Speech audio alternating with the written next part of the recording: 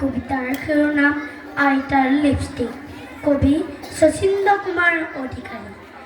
আইতাৰ দুয়োত ৰঙা টিক টিক, লগাই সদায় চাকে তেওঁ লিপষ্টিক।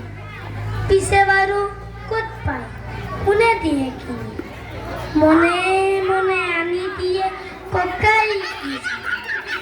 এই ভাবি কথাষাৰ সুধিলোহে গৈ, হাঁহি হাঁহি আইতাই ঢেক ঢেক কয়।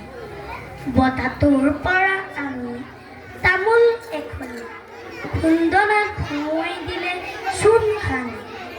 তামোলৰ গুৰিখিনি মুখত ভৰাই আইতাই হাঁহি হাঁহি চেলেঙি লয়।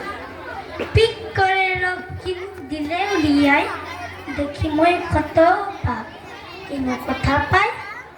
ৰঙা চিঙা পৰি গ'ল উঠ আইতাৰ, লিপষ্টিকতকৈওচোন এই ৰং ছাৰ।